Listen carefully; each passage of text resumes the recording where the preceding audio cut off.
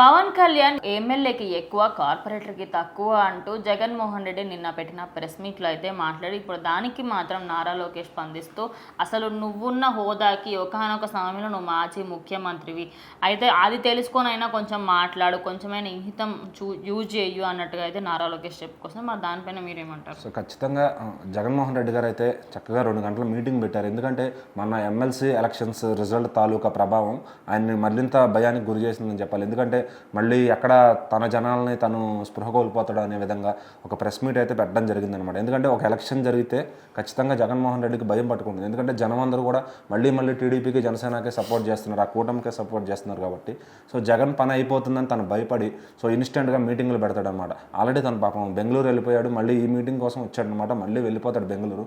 So అదే నారా లోకేష్ గారు కూడా చెప్పడం జరిగింది. సో ఇవాళ మాట్లాడి మళ్ళీ బెంగళూరు వెళ్ళిపోయాడు, నీకెందుకయ్యా వర్క్ ఫ్రమ్ బెంగళూరు వర్క్ చేస్తున్నావు, నువ్వు నీకెందుకు ఇంకా రాజకీయాలని చెప్పి నారా లోకేష్ గారు అయితే అనడం జరిగిందనమాట. సో అట్లానే నారా లోకేష్ గారు మళ్ళీ పవన్ కళ్యాణ్ గారితో ఏ విధమైన బాండింగ్లో ఉన్నారు, ఎందుకంటే పార్టీ కూటమిలు కలిసిన దగ్గర నుంచి కూడా అంటే తన ఒక సొంత అన్నలాగా భావిస్తున్నారు పవన్ కళ్యాణ్ గారిని.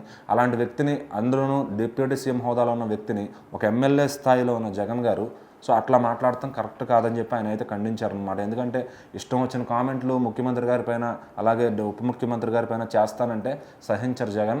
సో చాలా దూరం వెళ్తుంది, అది కేసులు కూడా పెట్టాల్సి వస్తుంది అన్నట్టుగా చెప్పారనమాట. ఎందుకంటే ఇదివరకు నువ్వు సీఎంగా ఉన్నప్పుడు అవతల వాళ్ళ మీద అన్నావు, బాగానే ఉంది.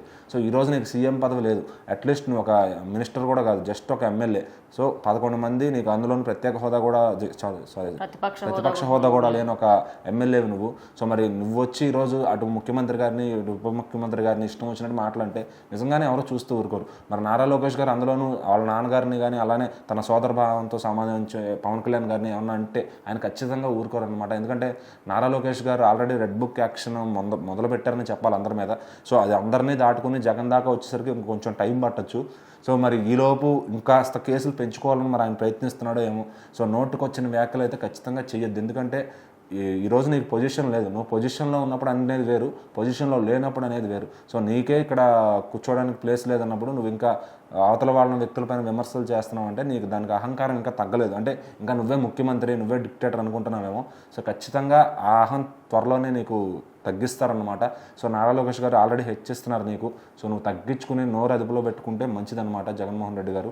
సో మరి ఇక నుంచి అయినా సరే మీటింగులు పెట్టినప్పుడు మీ పర్సనల్ విషయాలు ఏమైనా ఉంటే చెప్పుకోండి, మీ జనాలకి ఏమైనా ప్రాబ్లం వస్తే చూసుకోండి. కానీ ఇటు వచ్చి వీళ్ళని అన్నెసరీగా మాటలని అలాగే తక్కువ చేసి, అంటే కార్పొరేటర్కి ఎక్కువ, ఎమ్మెల్యేకి తక్కువ, అంటే ఈయన పుట్టిన దగ్గర నుంచి ముఖ్యమంత్రిగా ఉన్నాడా, సో ఈయన కూడా వాళ్ళ తండ్రి గారి ద్వారానే కదా వచ్చాడు. ఇంకా పవన్ కళ్యాణ్ గారు ఏ సపోర్ట్ లేకుండా ఆయన పార్టీ పెట్టి 10 ఏళ్ళు నలిగి ఈ రోజుకి ఆయన ఉప ముఖ్యమంత్రి స్థాయికి వచ్చారు. సో నువ్వు ఆ స్థాయిలో రాలేదు కదా, ఎందుకంటే ఇంటర్ పేపర్లు దొబ్బేసిన స్థాయి నీది, సో 32 కేసులు ఉన్న స్థాయి నీది, 94 లక్షల కోట్లు స్కామ్ చేసిన స్థాయి నీది. సో ఇన్ని స్థాయిలు దాటుకుని వచ్చి నువ్వు ముఖ్యమంత్రి అయ్యావు. మళ్ళీ మీ తండ్రి చనిపోతే అదొక సింపతి, మీ బాబాయ్ చనిపోతే అదొక సింపతి. సో ఇప్పటికీ బాబాయ్ని చంపిన వాళ్ళపైన నువ్వేమీ యాక్షన్ తీసుకోలేదు 5 ఏళ్ళు సీఎంగా ఉన్నప్పుడు. మరి చెల్లెళ్ళకే న్యాయం చేయలేదు, నువ్వు రాష్ట్రం అంతటికి ఏం న్యాయం చేస్తావనే నేను జనాలు పక్కన కూర్చోబెట్టారు. సో పవన్ కళ్యాణ్ గారిని నమ్మారు జనాలు, ఆ నమ్మకంతోనే ఆయన ఈరోజు ఈ స్థాయికి వచ్చారు ఖచ్చితంగా. సో ఇంకా పని చేస్తున్నారు కాబట్టి మరింత ఉన్నత స్థాయికి వెళ్తారు. నువ్వు మాత్రం అదే సీట్లో కూర్చుని అదే సాక్షి ప్రెస్ మీట్లో పెట్టుకుని ఆయన తిడతాం తప్ప నువ్వు చేసేది ఏమీ లేదు.